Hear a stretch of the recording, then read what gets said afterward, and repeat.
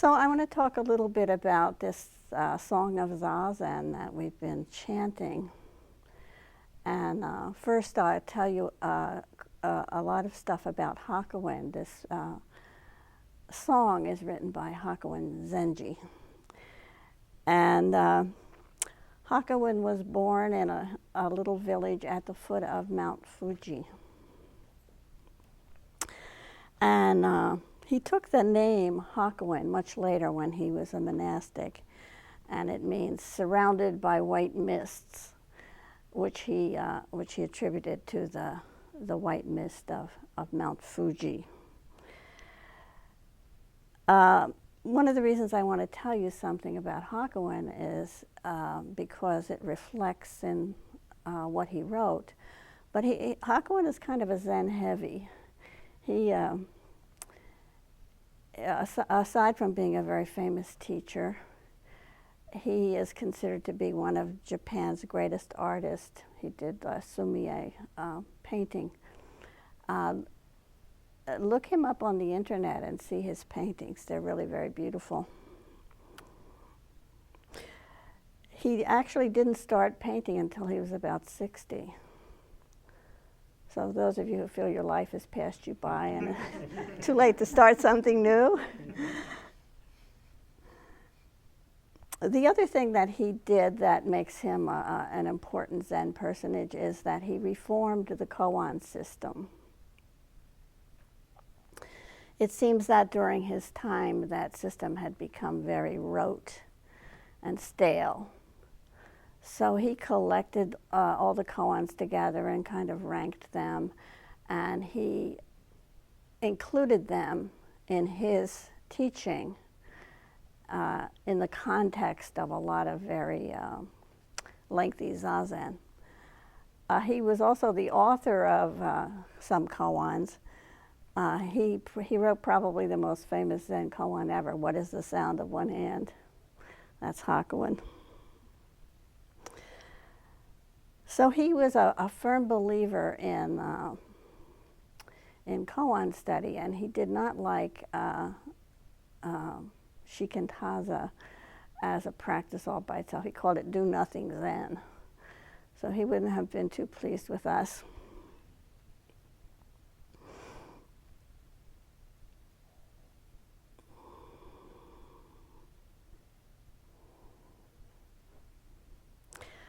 The other thing he was a firm believer in, however, was lay practice.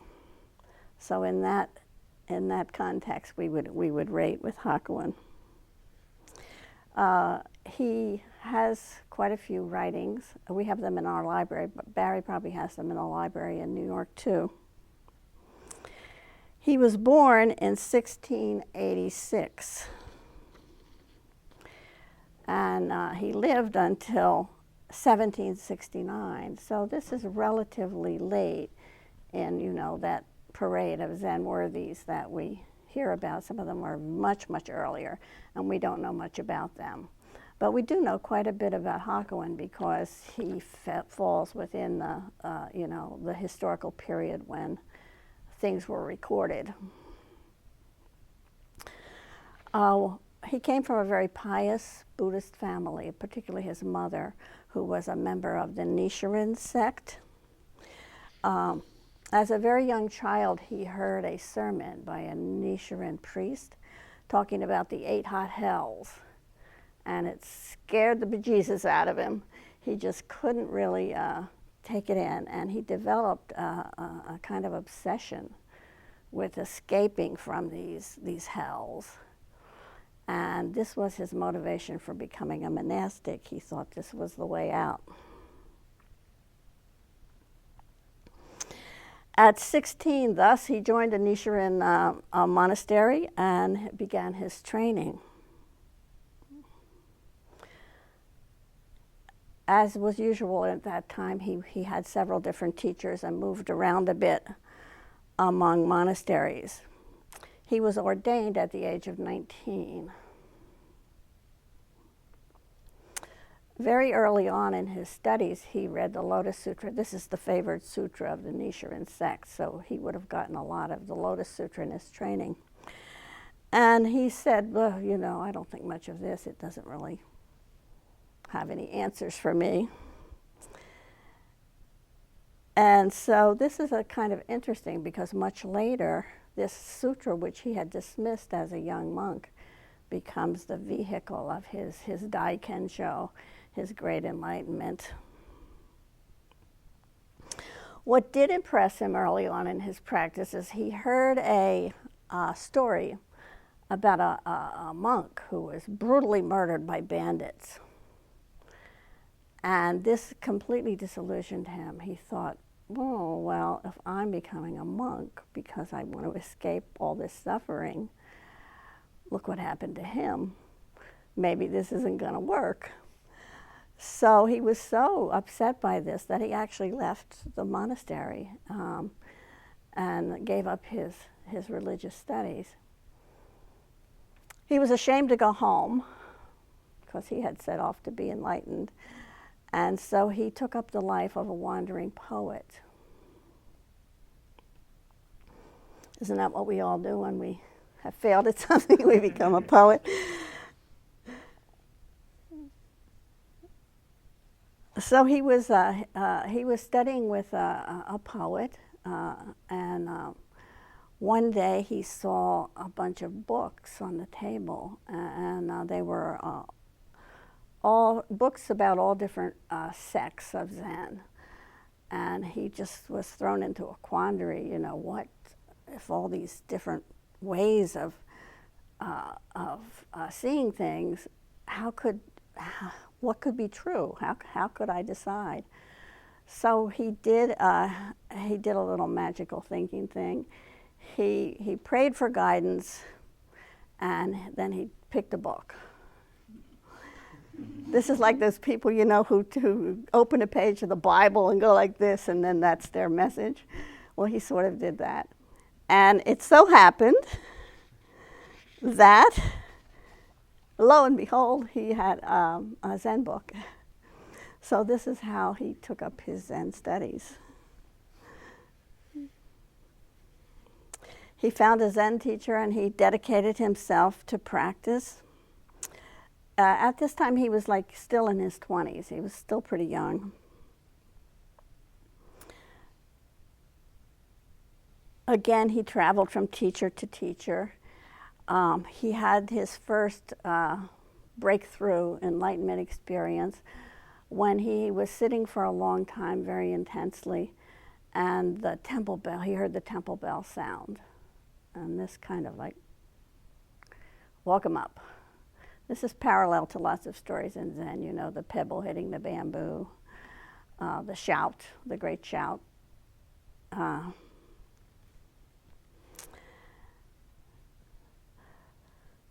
So at age 42, he finally had the realization that ultimately satisfied him. He'd had these little insights along the way.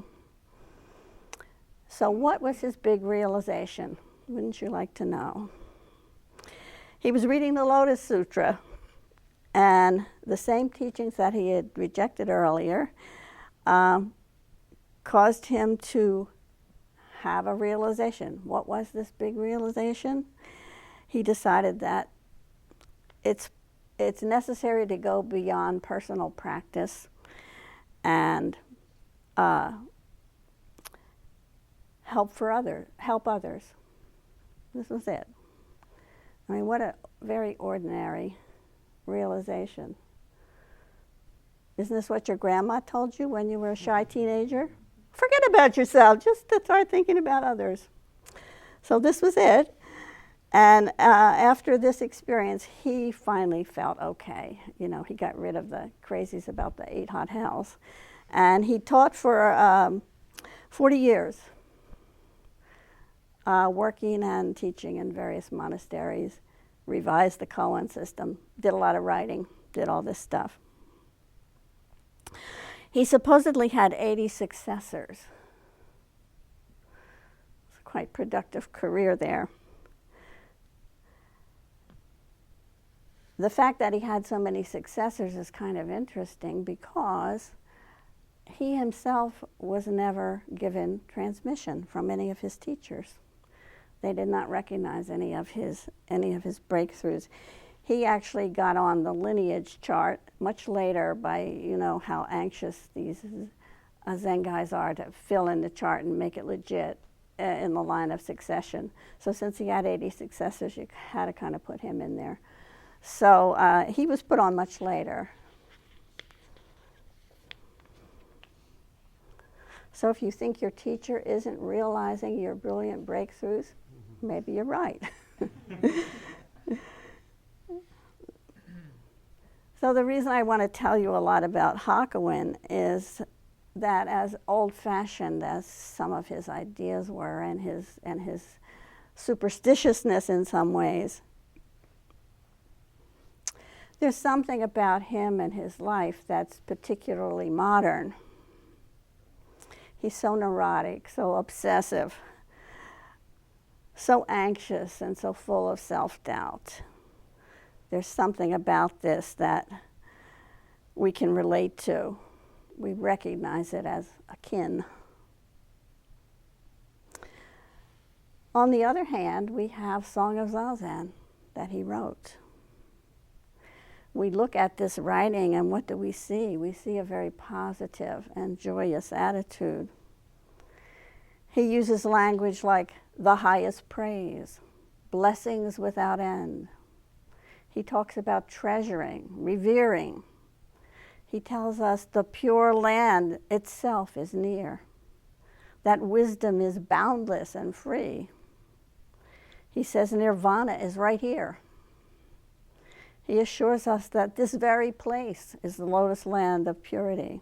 This very body is the body of Buddha. And we hear him ask this question, truly, is anything missing now? So our question then becomes, how did the Hakuin, who was afraid of burning in the hot hells, this very neurotic and fearful person, how did he go to the person who says your singing and dancing is the voice of the Dharma? How did this transition take place? How can Hakuin's experience speak to us? So for this answer, we need to go to the writing itself, to the Song of Zazen. On the surface, this Song of Zazen looks to be easier, maybe more transparent than the Faith Mind Sutra that we talked about last year when we were here. But as simple as it seems, it does contain profundities and complexities. So what he does in Song of Zazen is this. First, he tells us some basic Zen topics, basic Zen teachings. Then he describes what is delusion like? What is it like before you have these Zen truths? He praises Zazen and tells us how it works. He provides guidelines about how to sit with the proper spirit, the proper attitude. And then he goes on to tell us how to free ourselves from the delusion of separation. And finally, he talks about what it's like to be enlightened, what it's like to have overcome separation and live a life of oneness. So he begins the Song of Zazen with all beings by nature are Buddha. And really all we would have to do would be to read this first line to get the whole message. This line spells out the core teachings of Buddhism. It's the basic truth of the way, the basic truth about us. And if we really look at this, we could skip all the rest. Yet it takes a lifetime to practice and really believe that this applies to us. What does it mean to be Buddha anyway? How many of us believe we're Buddha? How many of us even believe we're worthwhile, lovable persons? How many of us even believe that we're okay? You know, we know the title, I'm okay, you're okay. But we have great doubts about whether we're okay. And we're pretty sure about you too.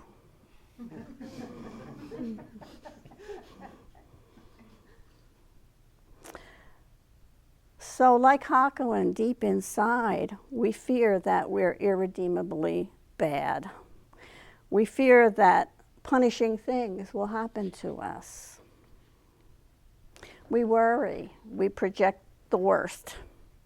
We take up the odds and ends of negative ideas that we've heard about, and we become obsessed with them. We pick out small mistakes and character flaws, and we blow them out of all proportion. So Hakuin describes these dark paths very well. He says this is a sad state, a state in which we're like someone in the midst of water, dying of thirst. He's telling us that what we need and what we want is so obvious and it's so close to us. And yet we're unable to see it. We're unable to reach out and accept it. He goes on to say we're like the child of a wealthy home, wandering among the poor. We're potentially rich, and yet we behave like a very pitiful, poor person. And it's very unnecessary, he points out. He wants us to know that all we have to do to reverse this is to turn and make our way home, to that rich home. And there, everything we need awaits us. This child of a wealthy home reference is from the Lotus Sutra. As we see from his life, he's very familiar with this sutra. It's like the story of the prodigal son in the Bible, very similar story.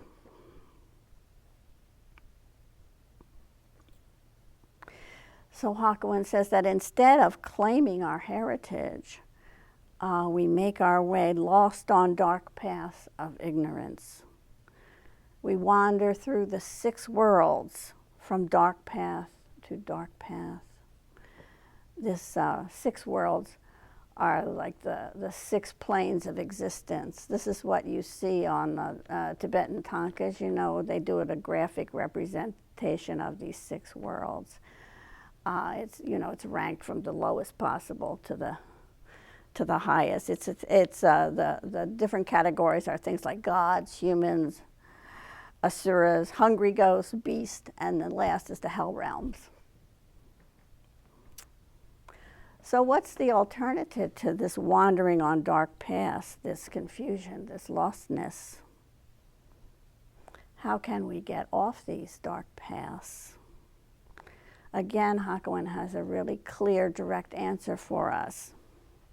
He says Zazen is the gateway to freedom. If we practice, he says, the Pure Land itself is near. This Pure Land is kind of another name for nirvana. It's a reference to Nembutsu school of Buddhism. They're the ones that chant to Amida Buddha.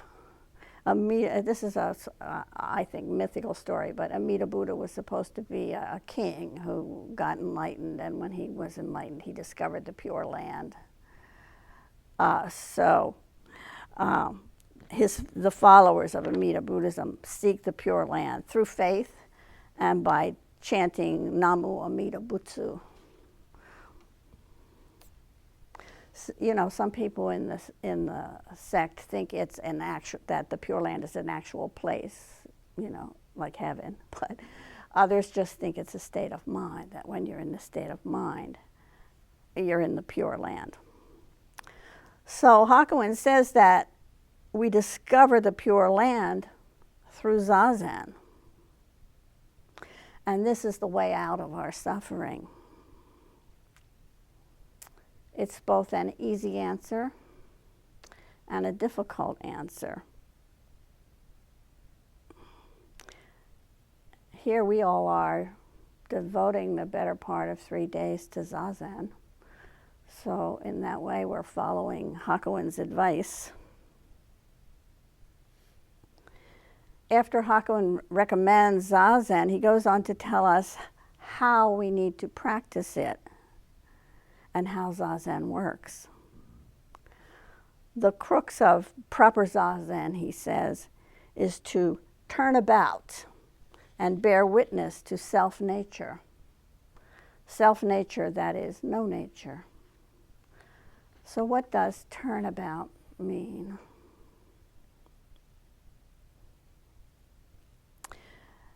We can spend years on the cushion trying to answer that question, experimenting with different ways of sitting, trying to force our minds to do various loops, but to actually find this place of turning about. This is learning to sit, and it can be a long process. So turning about is not paying attention. It's not being mindful. It's not having an empty mind. It's not counting from 1 to 10 with your breaths. It's not going into a trance and seeing golden Buddhas. It's not having insights and Roman candles and Catherine wheels go off. It's not all that, so what is it? It's called by different names. Hakuin calls it turning about. Dogen calls it taking the backward step. Others call it facing inward, introspection, seeing your face before your mother and father were born. Many names. The more obscure something is in Zen, the more names it has, I've noticed. All of these names point to looking inside, a search for the self. We have to look inside. We have to watch how our minds work. We have to examine our experience. After all, isn't life as it is the only teacher? Isn't that what we chant? So we have to look at our life. A student once told me in conversation that one day he was feeling really terrible. He thought that he had done something really wrong the day before. When he told me what it was, to me it was just like a very small mistake. It didn't seem like a big deal, but that didn't help him. He was very caught up in this, and I carried it around the next day. He wanted to stay in bed. He wanted to pull the covers over his head. And he's churning, oh, what a bad person I am, calling himself names. And then, all of a sudden, for some reason, he said to himself, this is suffering. And that split second of stepping outside the whirligig in his head and taking a look just pushed him out of this space that he was in. He had stepped out of his self-centered thoughts. And he had realized that the thoughts were causing the suffering. That was the suffering. And furthermore, he realized that he didn't have to create it. He could identify with those thoughts, and immediately the suffering was gone. This is a kind of turning about. It's seeing thoughts as empty. It's knowing that your thoughts are not you. It's seeing that there's no permanent self. This is seeing delusion and letting it go. This is seeing how unreal and dreamlike so much of our lives are. This is escaping the self-centered dream. And this is what Hakuin wants us to experience through our Zazen, turning about. You know, when we're suffering, we're highly motivated to see clearly. We want to turn about because we want to end the suffering. And this is why suffering is sometimes such a great opportunity for practice. But we don't need to seek suffering in order to find opportunities for wisdom. Life will hand us plenty all by itself, you know.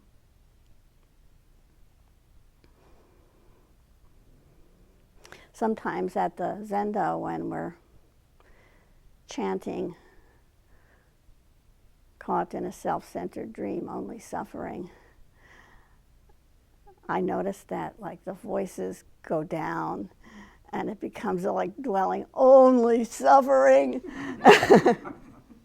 I always want to interrupt and say something, but I never have done it. So don't get into wallowing in your suffering.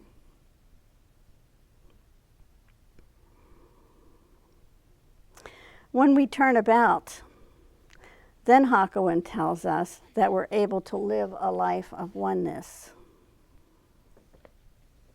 No self means that we're everything we meet. We're one. He says of this turning about and this experience of oneness, it's beyond mere doctrine. It's beyond ideas and explanations. It's beyond what we think we know because we heard it at the Zendo. It's beyond what we think we know because we read it in some Buddhist book. It's your life, it's your experience, it's what you know deeply and thoroughly. Hakuin says, then, when we come to this point, cause and effect are one. The way is neither two nor three. We are in a world of form that is no form. A world where going and coming, you're never astray.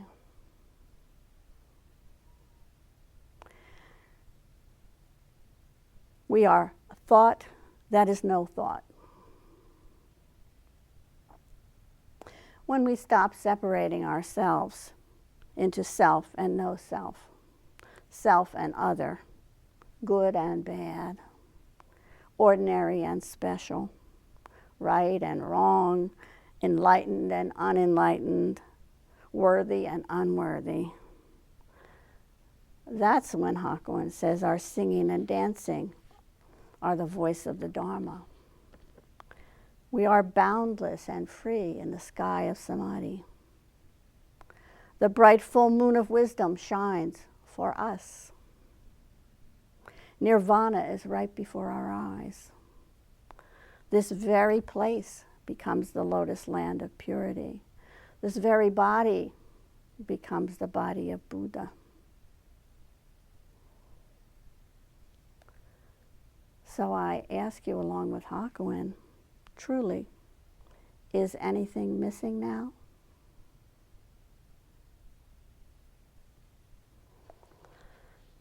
So let's use the rest of this session, we're maybe about halfway through or so,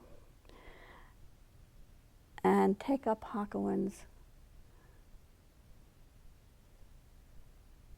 statement, Zazen is the gateway to freedom. Let's test it out, see if it's true.